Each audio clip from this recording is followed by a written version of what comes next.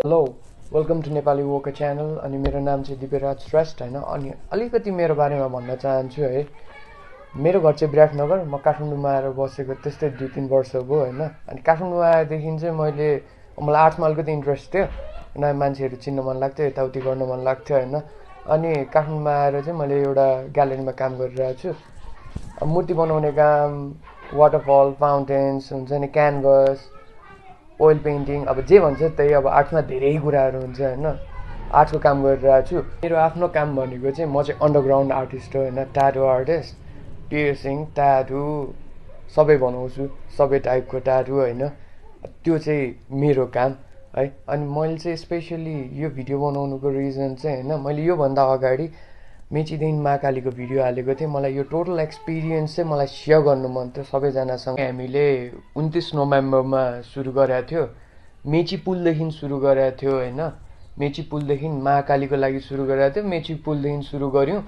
अनि कस्तो भयो भने अब मेरो घर विराटनगर, अनि चितवन चाहिँ अब मसँग उहाँ जो हुनुहुन्थ्यो उहाँको घर चाहिँ चितवन। हामीले मेची पुलदेखि सुरु गरेको थियौँ।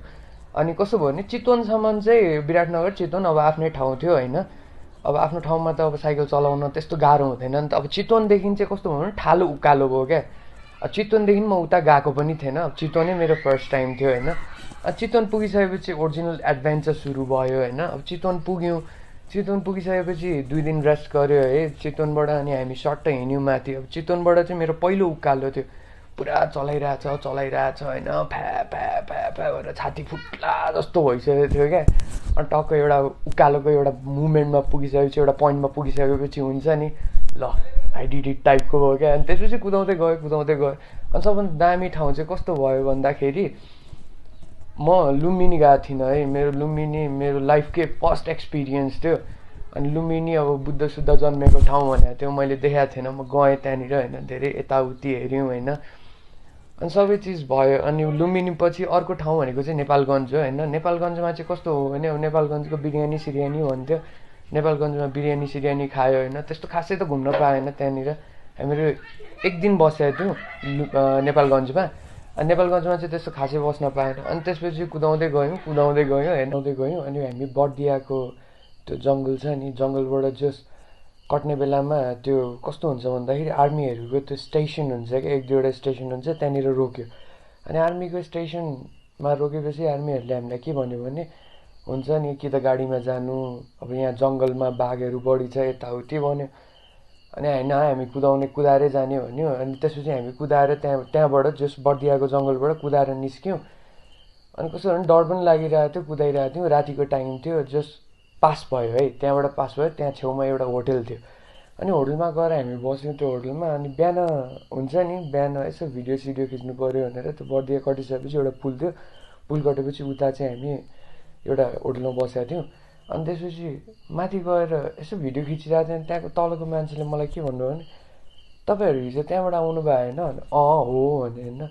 यहाँ आज बिहान त अनि हिजो त त्यहाँ एउटा मान्छेलाई जङ्गलमा हुन्छ नि बाइकमा आउँदै हुनुहुँदो रहेछ।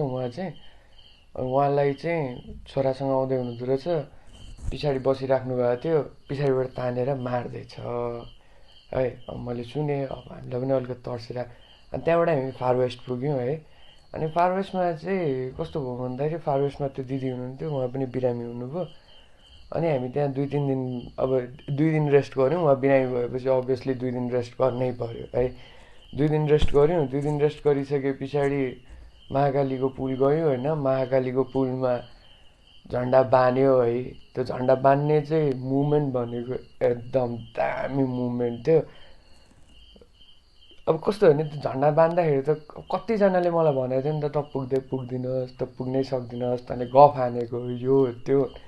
अब पुगिसके पछाडि जस आफैलाई, उनीहरूभन्दा पनि आफैलाई कस्तो प्राउड फिल भयो क्या त्यहाँनिर पुगिसके पछाडि। अनि यो होल जर्नीमा चाहिँ हुन्छ नि, हामीले 970 किलोमिटर्स कुदाएको थियौँ है। 21 डेज लागेको थियो। जस दामी मजा। मैले 2जनालाई भेटेको थिएँ, दामी मान्छेहरू। उहाँदेखि हल्का फुल्का इन्सपायर पनि भएको थिएँ। एकजना भरत विक्रम शाह भन्ने हुनुहुन्थ्यो, उहाँको चाहिँ एउटा च्यानल छ फार वेस्टर्न राइडर्स भन्ने, उहाँले चाहिँ फार वेस्टलाई रिप्रेजेन्ट गर्नुहुन्छ। अनि एकजना चाहिँ हुनुहुन्थ्यो, उहाँको एउटा खुट्टा थिएन होइन।